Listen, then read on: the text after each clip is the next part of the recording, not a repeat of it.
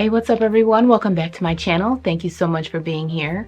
Today I'm going to be talking about the damsel in distress act, the damsel in distress personality type, archetype, the damsel in distress ploy, the damsel in distress. Whether this is an act, a put on, a gimmick, whatever it may be called, it is a true thing that some women do. I talked about femininity in my previous video, so if you want to check that out, it is linked below. I talked about a lot of different feminine qualities and characteristics of femininity. And one of the things that I mentioned was being vulnerable. And the damsel in distress is like a title for one of the more vulnerable characteristics, or I don't even know what you want to call it. It encompasses some quality that you can present. You can even try to do it. You can take on a damsel in distress characteristic. I hope I'm saying that right. So for today, I just wanted to talk about the damsel in distress personality type, and give my thoughts on it, and also hear from you. So feel free to leave me any comments below and let me know what you think. And anything that I say today, I probably will make some statements along the way, but everything is of course my opinion. So just sharing some of my thoughts. Olive Oil in Popeye, Lois Lane in Superman, and Princess Buttercup in The Princess Bride. That's what the internet says are some of the more common damsels. But I know of a damsel in distress, someone I knew personally. She wasn't getting kidnapped and requiring rescuing. She wasn't getting hurt or anything like that, but she did present herself as a damsel in distress in front of men that we knew. The guys would literally be eating out of her hand based on the things that she was doing. And it wasn't even anything over the top or extra. She would portray the damsel in distress in ways in which she would need help with certain things, help opening things, help figuring things out, help with words that she didn't, or pretended not to understand. It was apparent to me anyway. It's like she's asking them for things that she can either do herself or she already knows about.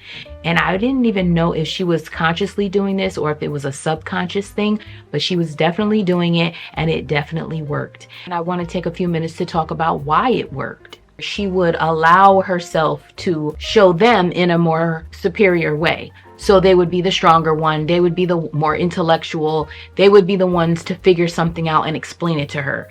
And as I said, I knew her very, very well. So I knew she was fully capable of figuring out whatever it was. These guy friends of ours were playing right into her hand.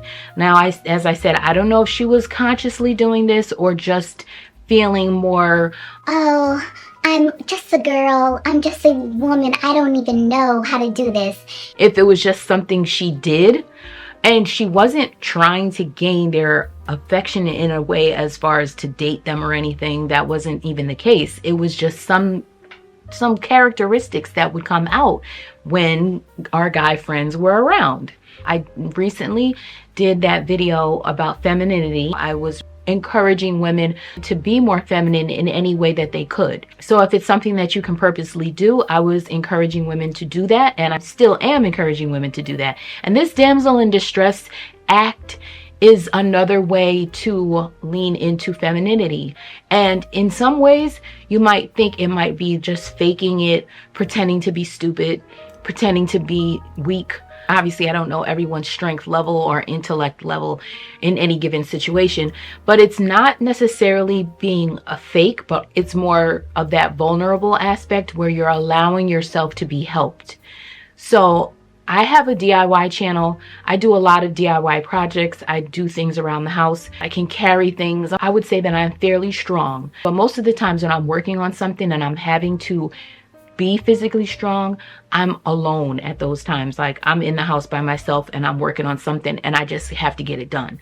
But if my husband is home, I'll ask him to bring something in, carry something, lift something, help me do whatever it is, because I could do it myself. I could struggle to do it myself, but if he's here, I'm going to rely on him for assistance. So that's in a way that damsel in distress, where it's like, oh, can you get that for me? Can you carry that for me? Can you help me carry this? Can you hold that while I do this? Him specifically in those situations is being brought in as a helper for something that I need to do. And it's showing him that I value your strength. I value what you can contribute to me in this situation. And my husband is very, very good with words. He's good with writing. He's excellent at math. So I do go to him for those types of things. And I know that there is a fine line between like being weak as a woman and being strong as a woman, because men are attracted to confident women, self-assured women. But at the same time, they do want to feel like they are valued and needed. They don't want just a woman who is so fiercely independent that it's like, I don't need you in my life. I'm fine without you. I could do bad by myself or whatever. No, we don't even want to say that, because we're not doing bad. We're actually doing good, and we are being so good that at times a woman might not necessarily need a man in certain situations, but that's when you don't want to present that aspect. A man does want to feel like he's useful, wants to feel like he can help in some way, doesn't want to feel that he's there or present in a woman's life and not needed, basically. Men love to be seen as attractive, but even more so, they love to be seen as capable. And the more capable a man feels, the more like a man he feels. It's not the woman being too needy, because that can definitely be a turnoff for a man. But when a man feels that a woman needs him, it does release like a macho sense in him.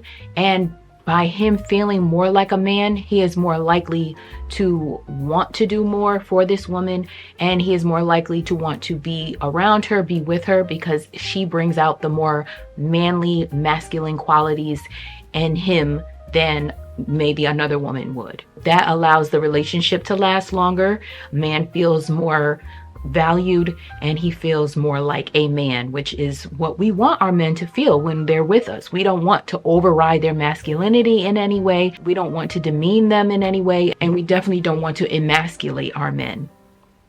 When a man sees a woman who needs help, he instinctively has an urge to help her. So if that urge is there, then we know we're meeting that need when we're allowing him to help and presenting ourselves in a way that allows him to help and to go into his masculine nature and provide that help. And last thing I want to say is that when a man shows that he is helpful and he's able to save his woman from whatever it is, even if it's just opening a jar of pickles, that helps in even the smallest way. Because when a man feels that he is contributing and helping his woman, saving her, that gives him power. And when he feels that powerful masculinity, that makes him want to be with that woman even more, because she brings out that feeling within him. Think about that when you're going throughout your daily life, your interactions with your man. Just remind yourself about those aspects. Allow him his time to assist. Allow him to help you. Show yourself as being in need, but not necessarily needy, because needy is unattractive as well. These are things that you might have to test here and there, but you can definitely understand one another as you're going throughout your relationship, and how best to navigate it, and how best to just give your significant other a little boost in ego. And that's all I'm gonna say. If you know about Super Mario Brothers, Princess Peach is another damsel in distress. A lot of the damsels in distress that we know about are needing to be rescued. They're being captured by the villain, and the man swoops in and saves her. I saw a commercial playing on the aspect of like a woman getting rescued from a tower, and you know, she doesn't even want to go with the guy. I don't need you, I'm good.